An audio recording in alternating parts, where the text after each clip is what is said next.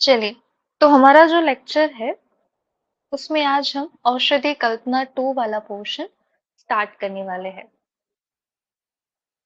तो हमारे इस लेक्चर में आपके सिलेबस में कुछ इस तरह से दिया गया है। टोटल इसका मार्किंग 15 मार्क्स का रहता है। इन सब पॉइंट्स को कवर करते हुए हमें ये सारे फॉर्मुलेशन को पढ़ना है। दशमूलकवाद, महामंजिष्ठादिक्वाद, पुष्यानुप चूर्ण, सुदर्शन चूर्ण, इन सभी फॉर्मुलेशन को हम पढ़ेंगे, जिसमें से आपका जो सिलेबस में बताया गया है उस हिसाब से जो मस्ट नो है, नाइस टू नो है, डिजायर टू नो है, वो सब हम देखते चलेंगे। सो मस्ट नो में आपके कुछ ये फॉर्मुलेशन बता दिए गए हैं, जिसका आपको लेक्चर और पीपीटी वगैरह से पढ़ना है। थ्योरी में एग्जाम आता है ऐसे राइटिंग के तौर पे, और प्रैक्टिकल वाइवा में भी यहाँ से क्वेश्चन पूछे जाएंगे। तो उसमें से पहला है दशमूलकवाद के बारे में। आज के लेक्चर में हम दशमूलकवाद के बारे में देखेंगे। वैसे आज 2-3 पॉइंट्स हमें कवर करना था, बट थोड़ा काम आ गया है मुझे, तो हम एक पोर्शन कवर करते हैं। कल का लेक्चर जो रहेगा उसमें हम 3-4 पोर्शन को कवर करेंगे। फॉर्मुलेशन को कवर करके हम फटाफट से सिलेबस को आगे बढ़ाएंगे। तो सबसे पहले आते हैं हम दशमूलकवाद के ऊपर। सबसे पहले क्या चीज याद रखनी है आपको? रेफरेंस। तो दशमूलकवाद का रेफरेंस आपके सिलेबस में वैशज्य रत्नावली में जो कास्ट में बताया गया है वो दिखना है। AFI के पार्ट 1 में पेज नंबर 55 में यहाँ पर हमें रेफरेंस मिलता है। सबसे पहले हम देखते हैं दशमूलकवाद के बारे में, जो वैशज्य रत्नावली में श्लोक दिया है उसके बारे में। तो श्लोक के बारे में लिखा है, पार्श्वशूले ज्वरे श्वासे कासे श्लेष्म समुद्भवे। ये जो दशमूलकवाद है, इसका इंडिकेशन ही पहली लाइन में बता दिया कि इसको पार्श्वशूल में, ज्वर में, श्वास में, कास में, यानी कि श्लेष्म कास, यानी कि जो कफज कास है, इसकी उत्पत्ति में इसके थेरेप्यूटिक इंडिकेशन हो गए। इन कंडीशन में हमें ये दशमूलकवाद को यूज करना है। पिपली चूर्ण संयुक्तम दशमूली रसम पिबेत। फिर आते हैं, थोड़ा इंट्रोडक्शन देख लेते हैं दशमूलकवाद के बारे में। देखो, दश मूल, दश यानी कि 10 चीजें, 10 इंग्रेडिएंट्स है। मूल यानी कि roots. So Dashmool contain 10 roots of different 10 plants which are taken in equal proportion। 10 plant के हम मूल लेंगे, रूट्स लेंगे, सभी का पोर्शन इक्वल रहेगा। Generally it is considered as a combination of Brihat Panchamool and लघु पंचमूल। आप मिश्र गणित द्रव्य गुण में पढ़ोगे, लघु पंचमूल में 5 कौन कौन से मूल आते हैं, बृहत पंचमूल में 5 कौन कौन से मूल आते हैं। वही बृहत पंचमूल लघु पंचमूल को जब आप कंबाइन कर दोगे तो उसको क्या कहते हैं? दशमूल कहते हैं। In the 10 roots, 5 roots are of trees, जिसको हम, और जो 5 रूट्स है वो श्रब के लेंगे। जो ट्रीज के हम लेते हैं रूट्स को, उसको हम बृहत पंचमूल कहते हैं। और जो 5 श्रब के हम रूट यूज करेंगे उसको हम लघु पंचमूल नाम देंगे। बृहत पंचमूल में कौन कौन से द्रव्य आते हैं? बिल्व, गंभारी, अग्निमंथ, पाटला, श्योनाक। जबकि लघु पंचमूल में कौन से द्रव्य है? बृहति, गोक्षुर, कंटकारी, कृष्णपर्णी, शालपर्णी। इन लघु पंचमूल के 5 द्रव्य बृहद पंचमूल के 5 द्रव्य को मिला देंगे तो क्या बनेगा? हमारा दशमूल बनेगा। और उसी का क्वाथ बनाएंगे तो दशमूल क्वाथ बनेगा। The combination of these 10 roots is used widely in Ayurveda, which acts on Vata dosha. Okay, ये दशमूल वात दोषा के ऊपर बहुत अच्छा काम करता है। And reduce it's aggravation nerve, जो भी नर्व्स में, मसल्स में, बोन्स में, जॉइंट्स वगैरह में उसका एग्रेवेशन है उसको रिड्यूस करता है। Are all linked to a variety of diseases. ये दशमूल कुछ इस तरह से बहुत ही ज्यादा इंपॉर्टेंट ड्रग है, आयुर्वेद में क्लिनिकल प्रैक्टिस में बहुत ज्यादा यूज होता है। नेक्स्ट आते हैं हमारा पॉइंट, इंग्रेडिएंट। तो इंग्रेडिएंट तो वही रहेगा हमारा, लघु पंचमूल और बृहत पंचमूल, जो आपको सभी नाम याद करने। आप द्रव्य गुण में भी आपका ये पोर्शन आता है, तो ये तो इजीली याद रह जाता है सबको। शालपर्णी, प्रश्नपर्णी, बृहति, कंटकारी, और लास्ट में गोक्षुर। फिर बिल्व, अग्निमंथ, श्योनाथ, काश्मीरी, जिसको हम गंभारी भी कहते हैं, और पाटला। दशमूल कंटेंट के द्रव्य तो सबको ही याद होते हैं, फर्स्ट ईयर से भी आता है। इसमें प्रक्षेप द्रव्य याद रखना है। प्रक्षेप द्रव्य आता है पिपली चूर्ण। मेथड ऑफ प्रिपरेशन क्या है? तो हमारे जो दशमूल के 10 रूट्स है, सबसे पहले तो हमें उन इंग्रेडिएंट के रूट्स को कलेक्ट करना है। obtain the necessary all the ingredients required for the दशमूलकात, यानी कि जो लघु पंचमूल है, बृहद पंचमूल है, उनके रूट्स लेने हैं। सभी इंग्रेडिएंट को अच्छे से कलेक्ट करके क्लीन करके सुखा देना है। ensure each ingredient is dried and cleaned properly। Then सभी मूल द्रव्य जब सूख जाए उनको अच्छे से पीस लेना है। ग्राइंड ईच इंग्रेडिएंट सेपरेटली, अलग अलग से, ठीक है। ब्रीति का मूल अलग से, कंटकारी का मूल अलग से, ईच इंग्रेडिएंट को सेपरेटली कोर्स पाउडर में ग्राइंड करना है। देन अलग अलग से उसको अच्छे से ग्राइंड करने के बाद फिर उन सबको हम मिक्स करेंगे। Then mix all the coarse powders properly in a clean and dry container. सभी पाउडर्स को अच्छे से मिक्स कर लेने के बाद एक साफ सुथरे और सूखे हुए ड्राई कंटेनर में उनको हम भर देंगे। Then add 8 times the amount of water to the mixture of coarse powder। हमारा जो चूर्ण द्रव्य बना है, उस चूर्ण द्रव्य के 8 गुना ज्यादा हमें पानी डालना है।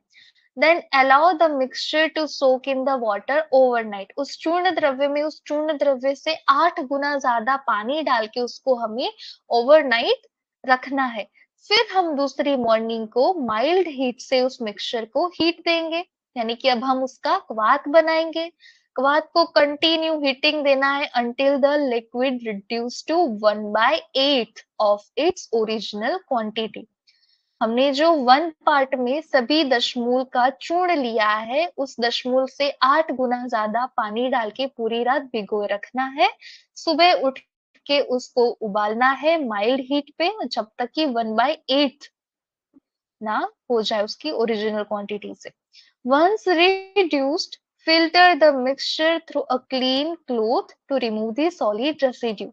Then collect the filtrate in a clean container। This filtrate is known as the दशमूल क्वाथ। दशमूल क्वाथ की मात्रा 48 ग्राम याद रखनी है। थेराप्यूटिक प्रॉपर्टीज हमने श्लोक के फर्स्ट लाइन में ही देख ली। पार्श्वशूल में, ज्वर में, श्वास और कफजकास में यूज होता है। फार्माकोडायनामिक्स देखते हैं तो दशमूल क्वाथ में एंटी इंफ्लामेटरी हमें इफेक्ट देखने को मिलता है। ये हम नीचे रिसर्च पेपर में भी देखेंगे। एंटी इंफ्लामेटरी है। सो द कंपोनेंट्स ऑफ दशमूल क्वाथ, particularly those like गोक्षूर एंड बिल्व, इन दो द्रव्य में एंटी इंफ्लामेटरी प्रॉपर्टीज रहती है, जो कि रिड्यूस करती है इन्फ्लामेशन को इन कंडीशन सच एज पार्श्वशूल, यानी कि फ्लैंक रीजन में जब पेन होता है और जब फीवर वगैरह आता है, तो ये इन्फ्लामेशन को रिड्यूस करता है। ये दशमूल के गोक्षूर और बिल्व द्रव्य में एंटी इन्फ्लामेटरी इफेक्ट रही हुई है। देन एक्सपेक्टोरेंट एंड ब्रोंकोडायलेटर भी है ये, जैसे कि हर्ब्स लाइक कंटकारी एंड ब्रीति। आप देखोगे कंटकारी का ना श्वास वगैरह रोग में बहुत अच्छा रिजल्ट है। सो कंटकारी एंड बृहति, ये जो हर्ब्स है, ये हेल्प करते हैं in clearing mucus from the respiratory tract, और वो ब्रोंकियल पैसेज को भी डायलेट करते हैं। So making it effective in treating disease like shwas and kaphaj kas. हमारे श्लोक के फर्स्ट लाइन में ही ये मेंशन है।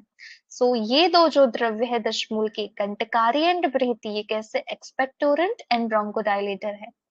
Antipyretic, the formulation has ingredients like agnimanth and patla, which helps in reducing fever। Analgesic है, जैसे कि शालपर्णी एंड कृष्णपर्णी। हमारे दशमूल का जो ये द्रव्य है शालपर्णी कृष्णपर्णी, उनमें एनाल्जेसिक प्रॉपर्टीज है जो कि पेन को एलिवेट करने में हेल्प करता है। इम्यूनोमॉड्यूलेटरी है, like many components of Dashmool, particularly those with rasayana properties, वो बॉडी को इम्यून रिस्पॉन्स अच्छा एनहेंस करते हैं। ओके, फिर से एक बार देखते हैं।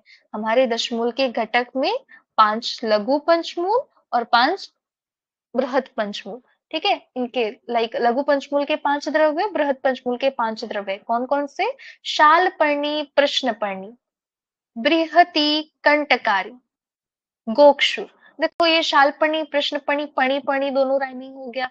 बृहति द्वय यानी कि बृहति और कंटकारी और गोक्षुर आ गया।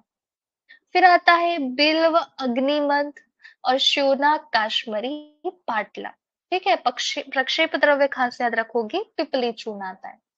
इसके बाद फार्माकोडायनेमिक, एंटी इंफ्लेमेटरी इफेक्ट देखने को मिलती है from the components of Dashmool like Gokshura and Bilva, जो कि क्या करते हैं? इन्फ्लेमेशन को रिड्यूस करते हैं इन कंडीशन सच एज पार्श्वशूल एंड ज्वर।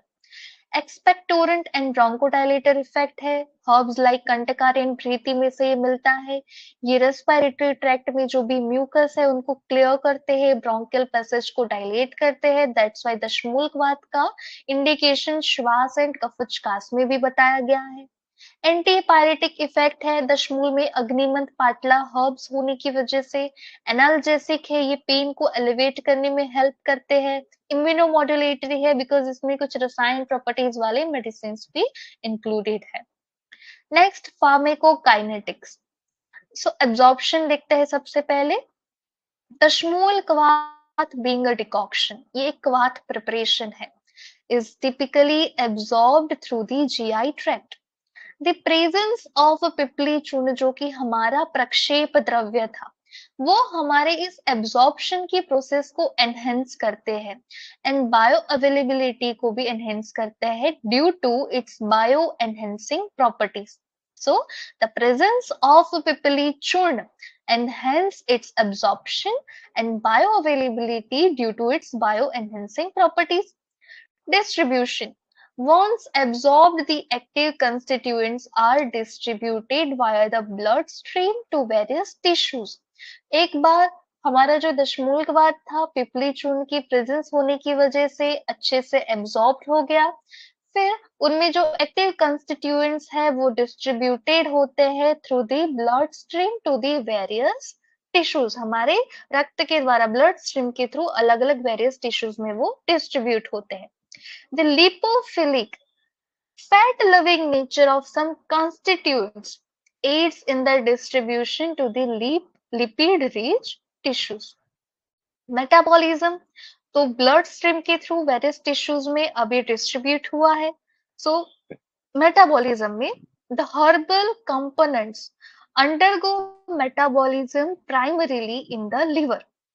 ज्यादातर हमारे बॉडी में मेटाबॉलिज्म कहाँ होता है? लिवर में होता है। So the herbal components undergo metabolism primarily in the liver. Enzymatic action, including those involving cytochrome enzymes, break down the active compounds into the metabolites. Excretion होता है, so the metabolites of दशमूलकवात and excreted through the kidneys and to a lesser extent through the feces. So ये kidney में जाके urine के through और थोड़ी कम मात्रा में ये पुरुष के द्वारा बॉडी से एक्सक्रेशन होते हैं। or some volatile component. Then component might be excreted via the, ये थोड़ा मिस्टेक हो गया। So components might be excreted via the lungs, कुछ वॉलेटाइल जो कंपोनेंट्स है वो लंग्स के थ्रू भी बॉडी से एक्सक्रेटेड होते हैं। एक बार फिर से देखते हैं। सो हम फार्मेकोकाइनेटिक्स देख रहे हैं। जो दशमूलकवात हम लेंगे उसका एब्जॉर्प्शन हमारे प्रक्षेप द्रव्य पिपली चूर्ण की वजह से एनहेंस होता है, फिर ब्लड स्ट्रीम के थ्रू वेरियस टिश्यू में डिस्ट्रीब्यूट होगा, मेटाबॉलिज्म लिवर में होगा, एक्सक्रेशन किडनी, थोड़ी मात्रा में पुरुष से, और जो वॉलेटाइल कंपोनेंट्स है वो लंग्स के थ्रू एक्सक्रेट होते हैं। Research update and clinical evidence की बात करें तो आप गूगल पे जब रिसर्च अपडेट, रिसर्च पेपर के बारे में सर्च करते हो दशमूलकवात के बारे में, तो वहां पर हमें एक experimental evaluation of analgesic, anti inflammatory and anti platelet potential of Dashmool का रिसर्च पेपर देखने को मिलता है। जो पूरा रिसर्च पेपर में हमें लास्ट में कंक्लूजन ये जानने को मिलता है कि Dashmool formulation alone and its combination with aspirin, आप सिर्फ और सिर्फ दशमूल फॉर्मुलेशन दे रहे हो या फिर कंबाइन में एस्पिरिन के साथ दे रहे हो, ये हमें क्या शो करता है? Comparable anti inflammatory, analgesic and anti platelet effects to aspirin. ठीक है, वो ये सब इफेक्ट्स हमारे बॉडी में शो करते हैं दशमूलक। दूसरा, comparative study of Dashmoolak and Dashmool Arishta with special reference to the method of preparation and use. Comparative study किया गया था दशमूलक और दशमूल अरिष्ट का। तो रिजल्ट में हमें क्या जानने को मिला है कि Dashmool Arishta surpasses Dashmoolak in efficacy across various conditions. Due to its heightened activity, the body and prolonged therapeutic effects, simplifying treatment for patients. And additionally, it offers a broader range of therapeutic actions compared to दशमूल क्वाथ. सो आपको जब दशमूल क्वाथ के बारे में जानना है, क्योंकि आपके एग्जाम में जो सिलेबस में पॉइंट दिया है वो थ्योरी में भी आ सकता है. सो आपको सबसे पहले रेफरेंस याद करने के बाद श्लोका में आप चाहो तो फर्स्ट लाइन याद रख सकते हो. ठीक है, सो ये पार्श्वशूल में, ज्वर में, श्वास में और कफजकास में ज्यादातर यूज होता है. दूसरा, इस दशमूलक के बारे में बोला गया है, श्वास कास ज्वर हरम बल वर्ण अग्नि वर्धनम. ये जो दशमूलक है ये बल को, वर्ण को और अग्नि का वर्धन करने वाला होता है. ओके, नेक्स्ट हमने दशमूलक का थोड़ा इंट्रोडक्शन देखा था. ये मैंने आपको थोड़ा एक्सप्लेन करने के लिखा है. आपके एग्जाम में अगर दशमूलक के बारे में ऐसे राइटिंग में क्वेश्चन पूछा जाए तो एक दो लाइन आपको जो भी इंट्रोडक्शन में से याद आए वो आप मेंशन कर सकते हो. एक अच्छा सा इंप्रेशन, मतलब थोड़ा सा अच्छे से प्रेजेंटेशन बनाने के लिए आप लिख सकते हो. इंग्रेडिएंट्स आपको याद रखने हैं, सभी का जो मात्रा रहेगा सेम मात्रा में लेना है. उसका जो मेथड ऑफ प्रिपरेशन है वो आपको एक बार अच्छे से पढ़ लोगे और प्रैक्टिकल्स देख लोगे तो वो आप इजीली लिख पाओगे. इसमें रटने वाली कोई चीज नहीं होती. कोई भी फॉर्मुलेशन का मेथड ऑफ प्रिपरेशन आप इजीली याद कर सकते हो. ये रटने वाली चीज नहीं है, ये समझने वाली चीज है. या फिर जब आप प्रैक्टिकल देखते हो तो आपको याद रह जाता है. अगर ऐसा हो कि प्रैक्टिकल्स वगैरह नहीं देखे हैं तो यूट्यूब में एक बार मेथड ऑफ प्रिपरेशन वीडियो से देख लेते हो ना, तो इजीली याद रह जाता है. फिर मात्रा याद रखनी है, therapeutic properties, pharmacodynamics and pharmacokinetics आपको अच्छे से याद करके लास्ट में research update and clinical evidence को याद करना है. तो इस तरह से आज के लिए हम इतना ही रखते हैं, क्योंकि थोड़ा काम वगैरह आ गया. बाकी नेक्स्ट लेक्चर में आपके जो यहाँ से पॉइंट्स है मस्ट नो में, क्योंकि थियोरी और प्रैक्टिकल वाइवा दोनों में आने वाले हैं. तो नेक्स्ट लेक्चर में हम कल की क्लास में पुष्यानुक चूर्ण, संजीवनी वटी और चित्रकादि गुटिका, ये तीनों ही इम्पोर्टेंट है. ये तीनों ही हम पढ़ेंगे. संजीवनी वटी में अलग से रेफरेंस में एमसीक्यू में क्वेश्चन कैसे आ सकते हैं, वाइवा में कैसे पूछे जा सकता है, ये तीनों पोर्शन से बताएंगे. क्योंकि इन तीनों ही क्वेश्चन से आप जो कॉम्पिटिटिव एग्जाम्स देख रहे हो जो भी आयुर्वेद के फील्ड में हो रही है उसमें से भी क्वेश्चंस बहुत आते हैं. ठीक है, पुष्यानुक चूर्ण से क्वेश्चन आता है, संजीवनी वटी से आता है. इसमें 1 टैबलेट कहाँ देना है, 2 टैबलेट्स कहाँ देना है, 3 टैबलेट्स कहाँ देना है, ऐसे सब रेफरेंस है. कल आपको लेक्चर्स में अच्छे से एक्सप्लेन करेंगे. इन शॉर्ट कल की 3 इंपॉर्टेंट फॉर्मुलेशन हमारे आयुर्वेद की कल के क्लास में हम कवर करेंगे. ओके, टाइमिंग यही रहेगा 8 बजे. Thank you.